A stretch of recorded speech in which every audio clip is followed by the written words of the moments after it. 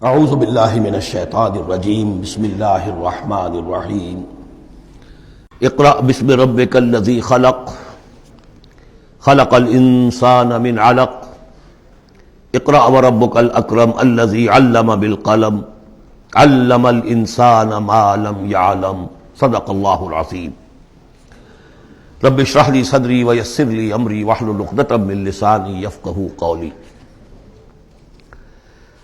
اس سے پہلے کئی مرتبہ یہ عرض کیا جا چکا ہے کہ حضور پر جو پہلی وحی آئی تقریباً اجماع ہے اس پر کہ وہ یہ 5 آیات ہیں سورہ علق کی۔ آپ کی عمر شریف جب 40 برس کے لگ بھگ ہوئی، حضرت عائشہ صدیقہ رضی اللہ تعالی عنہا کی ایک روایت میں یہ ساری چیزیں موجود ہیں، تو خلوت گزرنی محبوب ہو گئی، غور و فکر کا غلبہ ہو گیا۔ پھر آپ غار حرا میں جا کر کئی راتیں کئی دن قیام فرما ہوتے تھے، اور شارحین حدیث کا اس پر اجماع ہے کہ وہاں آپ کیا کرتے تھے؟ کان صفت و تعبدہ فی غار حرا تفکر والاعتبار، غور و فکر، سوچ بچار۔ اسی میں پھر ایک دن فرشتہ آیا ہے۔ فرشتے کا آنا اور فرشتہ کیا لے کر آیا جس پر کہ اس نے یہ کہا اقرا، پڑھو، وہ ذرا بات ہے کہ جو ذرا پیچیدہ ہے، سمجھنے کی ہے، وہ میں عرض کروں گا آپ سے۔ روایت یہ ہے کہ فرشتے نے کہا اقرا، تو حضور نے فرمایا ما انا بقاری۔ فرشتے نے اپنے ساتھ بھیچا لگا کر سینے کے ساتھ، پھر چھوڑ دیا، کہا کہو اقرا۔ حضور نے پھر کہا میں ما انا بقاری۔ تیسری مرتبہ پھر کیا، 3 مرتبہ کرنے کے بعد پھر یہ اقرا بسم ربک الذی خلق۔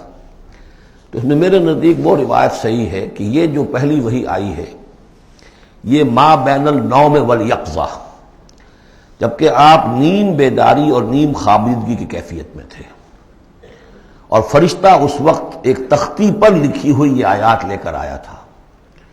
ورنہ ظاہر بات ہے کہ آدمی پڑھا ہوا نہ ہو تب بھی اسی کی اپنی زبان میں کہا جا رہا ہو کہ یوں کہو، تو وہ تو کہنا مشکل نہیں تھا۔ 40 برس کی عمر تھی آپ کی، کوئی آپ بچے تو نہیں تھے، کوئی شے تھی کہ جس کو پڑھنا تھا۔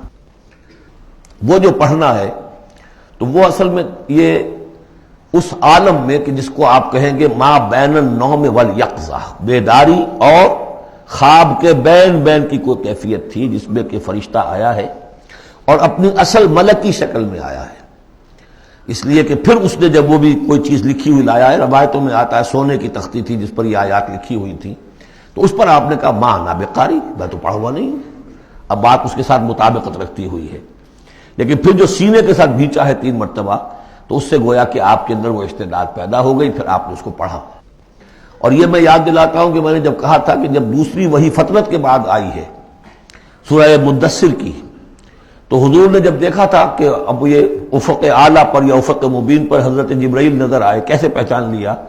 وہی فرشتہ جو غار حرا میں آیا تھا، تو وہاں بھی وہ اپنی اصل ملکی شکل میں تھے، لیکن وہاں جو رؤیت حضور کو حاصل ہوئی تھی وہ پوری بیداری کی حالت کی نہیں تھی، ما بین النوم والیقظہ، یعنی کچھ نیم خوابی اور نیم بیداری کی کیفیت تھی، لیکن دیکھ لیا تھا حضرت جبرائیل کو ان کی اصل ملکی شکل میں اس وقت۔ لہذا پھر جب وہ پہاڑ سے اترتے ہوئے یا محمد کی صدا آئی، اور پھر آپ نے 2 مرتبہ تو ادھر ادھر دیکھا، کوئی نظر نہیں آیا، تو آپ کو کچھ خوف سا بھی طاری ہوا۔ پھر اچانک نگاہ اٹھی تو دیکھا کہ وہی فرشتہ کہ وہی کہ جو غار حرا میں آیا تھا، اس طرح ہے کہ آسمان زمین کے مابین افق پر، اور اس طرح سے ہے کہ پورا افق بھر گیا۔ تو یہ ہے اس کا پس منظر۔ اقرا بسم ربک الذی خلق، پڑھو اپنے اس رب کے نام سے جس نے پیدا کیا۔ خلق الانسان من علق، انسان کو پیدا کیا اس نے اس جون کی طرح کی چیز سے کہ جو رحم مادر میں چمٹ گئی تھی۔ اقرا وربک الاکرم، پڑھو اور تمہارا رب بہت کریم ہے، بہت کریم ہے، بہت مہربان ہے۔ الذی علم بالقلم، جس نے کہ تعلیم دی ہے قلم کے ساتھ۔ عام انسانی تعلیم قلم کے ذریعے سے ہے، حضور کے لیے قلم کے درجے میں فرشتہ ہے، فرشتے کے ذریعے سے حضور کو سکھایا گیا ہے۔ علم الانسان ما لم یعلم، اور انسان کو سکھایا ہے جو کچھ کہ وہ نہیں جانتا تھا۔ اس وحی سے آپ کی نبوت کا ظہور ہو گیا۔ نبی تو پیدائشی طور پر نبی ہوتا ہے، لیکن اس کا ظہور ہوا ہے اس وحی کے ساتھ۔ البتہ اس میں کوئی تبلیغ کا حکم نہیں ہے، وہ تو پھر جب وہ وحی آئی ہے، جب کہ فرشتے کو دیکھا ہے افق اعلیٰ پر، افق مبین پر، اس کے بعد جب گھر گئے ہیں اور پھر آپ کمبل اوڑھ کر لیٹ گئے ہیں، دہشت کی کیفیت طاری تھی، پھر وہ سورہ مدثر کی آیات نازل ہوئیں۔ یا ایھا المدثر قم فانذر وربک فکبر، وہاں سے پھر آپ کی رسالت کا آغاز ہوا کہ اے لحاف میں لپٹ کر لیٹنے والے اب کھڑے ہو جاؤ، انذار کرو، خبردار کرو لوگوں کو، اور اپنے رب کی کبریائی کا اعلان کرو اور اس کی کبریائی کے نفاذ کی جد و جہد کرو۔ یہ ہم پڑھ چکے ہیں سورہ مدثر میں۔ اس کے بعد میں نے عرض کیا تھا سورہ مدثر ہی میں 7 آیتوں میں حضور سے خطاب کے بعد پھر 3 آیتیں تھیں۔ فَإِذَا نُقِرَ فِي النَّاقُورِ فَذَلِكَ يَوْمَئِذٍ يَوْمٌ عَسِيرٌ عَلَى الْكَافِرِينَ غَيْرُ يَسِيرٌ۔ یہاں پہ دیکھیے، یہاں اب 3 آیتیں آ رہی ہیں، یہ آخرت کا فلسفہ بیان کر رہی ہیں۔ کَلَّا إِنَّ الْإِنسَانَ لَيَطْغَىٰ، کوئی نہیں، انسان طغیانی پر، سرکشی پر، زیادتی پر، ظلم پر، تعدی پر آمادہ ہو ہی جاتا ہے۔ کیوں ہو جاتا ہے؟ وہی حساس اور ذہین آدمی جو بیٹھا غور کر رہا ہے کہ یہ کیا ہو رہا ہے معاشرے میں، کیوں ظلم ہو رہا ہے، کیوں تعدی ہو رہی ہے، کیوں غلط روی لوگوں نے اختیار کی ہے، ہو جاتا ہے انسان۔ کیوں ہو جاتا ہے؟ الراہ استغنا، وہ اپنے آپ کو دیکھتا ہے کہ اس پر پکڑ کوئی نہیں، انگارہ زبان پر رکھوں گا تو جل جائے گی، جھوٹ بولوں گا کچھ بھی نہیں ہوگا، اگر میں کہیں زہر کھاؤں گا مر جاؤں گا، حرام کا مال کھاؤں گا کچھ نہیں ہوگا۔ کہ یہ دنیا جو ہے یہ فزیکل لاز پر چل رہی ہے، یہاں مورل لاز جو ہے آپریٹو نہیں ہے۔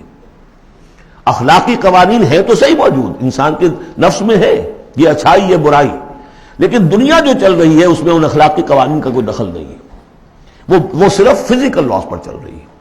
آگ جلا دے گی اور جھوٹ سے کچھ بھی نہیں ہوگا، چھالا بھی نہیں ہوگا، اور آپ نے اگر کہیں پر سنکھیا کھا لیا تو مر جائیں گے، اور آپ حرام خوری جتنی چاہے کرتے جائیں کچھ نہیں ہوگا۔